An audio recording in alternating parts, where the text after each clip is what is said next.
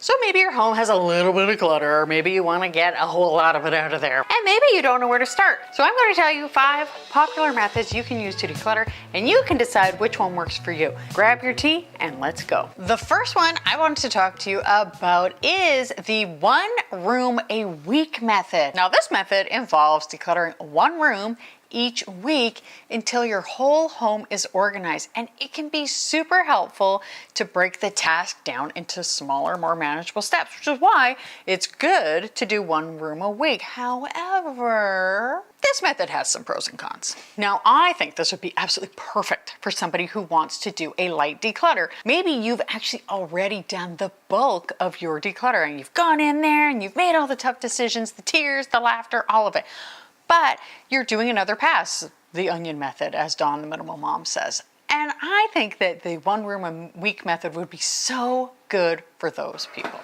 Now, I don't think that this is a great method for somebody who has a moderate to large amount of things to declutter.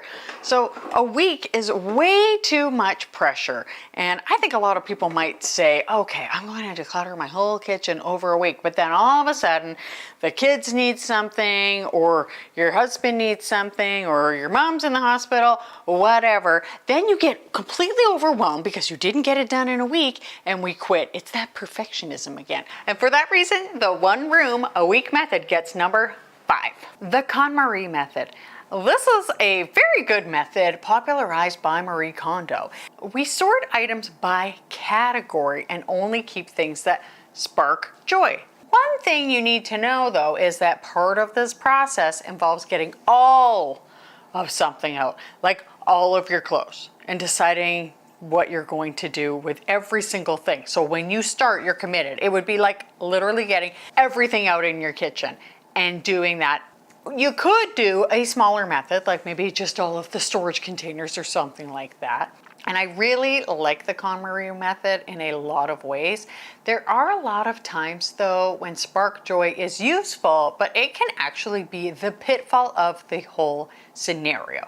Now, a few years ago, I was decluttering my closet. This method works really well if you have your final goal in mind. Like if you can be like, no, my goal is to keep my closet tidy. I want to declutter it. I don't want extra stuff in there. I think that's absolutely great. The problem with this method, though, is some people have a memory for absolutely everything, and they feel like the slightest happy feeling is joy and that they should keep it all. So I had this hamster, and he was like really cute, although I know he hated me, but that doesn't matter. Anyway, the day he died was a super sad day, and I was wearing this clip in my hair. I was 12, and to be honest, I just like to keep this because it reminds me of my hamster, even if it's not really a happy memory, you know, the day he died.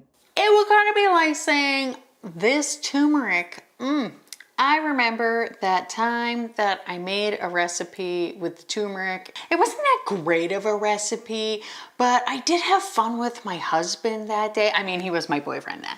So, I should keep it because this sparks joy, even though it did expire in 2017. Now, it certainly is a very useful method, so KonMari gets number 4.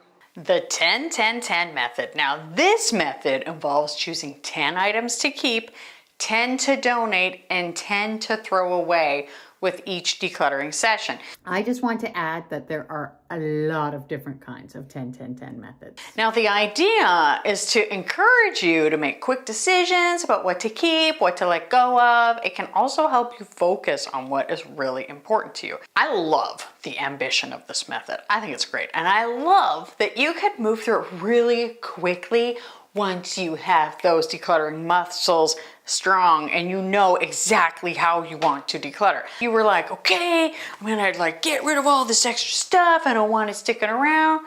The problem with this method I see is that there's a lot of pressure a lot of people will probably feel when they do finally start decluttering. And they might feel completely overwhelmed and they don't know what category they want to put something in, and they're like, gosh, should I keep this? Should it be recycling? Should I donate it? I could throw this away. It's very old, but it's a waste to waste this container. But should I donate it? I don't know, it's so hard to decide. Well, this is overwhelming. I'm going to give the 10-10-10 a number 3. Swedish death cleaning, also known as dostädning. Don't check my pronunciation of speaking Swedish, but this is a really great decluttering method, I think, and it has gained huge popularity in recent years. The reason behind it is to declutter and organize your possessions in theory, so that your loved ones won't have to deal with the burden of sorting through your belongings after you have passed away. And this is actually, my brother and I went through this not long ago because my dad died about a year ago, and we had to deal with his things. And you know, I don't begrudge him at all. The thing is, Swedish death cleaning can be a bit of a difficult process. We have to face our own mortality, which is never fun. I mean, really. No one wants to get old, no one wants to die, but we do. But many people actually find it super liberating and empowering, and it allows them to feel like they're actually like taking control of their possessions and that they can prioritize what truly matters in life. One other thing I absolutely love about it is a method that emphasizes the importance of decluttering and simplifying your life, not only for yourself, but for your loved ones. I am going to collect all the spices in the world. I can just store them in my pantry and they can stay forever. It doesn't really matter. It won't be my problem when I'm gone. But the other piece is actually enjoying life while we are living it, which is pretty much my motto here all the time. Your environment matters. Don't waste your life, all of that. So instead of saying, I'm just going to keep them all, I could say, well, decluttering and then tidying a lot of these, especially the empty ones and the things I don't use, probably would be good, no matter how much time I have on this earth, because I'm going to be gardening in my 90s. And in all honesty, you are doing your loved ones a favor too, although this clip I thought was hilarious. The premise behind Swedish death cleaning is you're supposed to get rid of all your clutter before you die so that you don't burden your loved ones with all your stuff, right? Well, I'm not doing it. I have cleaned up after these people way too long.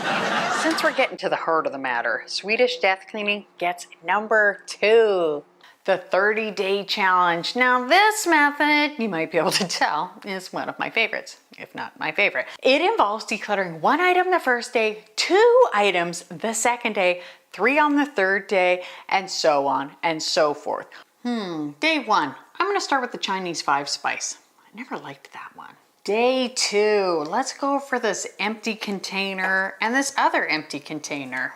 Day 3, okay, so here's some cardamom. I enjoyed the cookies I made with it. It's expired though.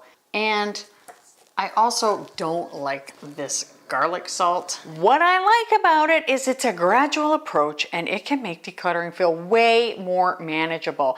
And I really like this method, especially for people who are new to decluttering. I actually did it about 3 years ago and I just walked around and made a bunch of piles, I got a bunch of boxes, had it all ready to go. It was so great. And let's be honest, turmeric, I don't like it. So it's a really great starter method for anybody first starting out, anybody who has done it for a while but is just finding themselves getting super overwhelmed and stressed out. Because of its ease and sensibility, I am giving the 30-day method number 1. All of these methods are so good, but I think the best thing you could do is to use all of them and maybe just at different times. So maybe when you're first starting, you'll do the 30-day challenge just to get on a roll. And then maybe you will do the 10-10-10 method because you still have a ton of stuff to declutter and you can actually work on that until you get a little bit burnt out from it. Then maybe do the Swedish death cleaning method because you're starting to get an idea of like, hey, I don't want to leave this for other people, but at the same time, I want to live with a bunch of great things around me. Once you get to the sentimental things, Marie Kondo's KonMari would be so perfect. And when you're doing a maintenance declutter, the 1 room a week method would be so great. Now check out this video if you want more tips on how to actually do the decluttering. I went way in depth and there's a ton of great stuff there.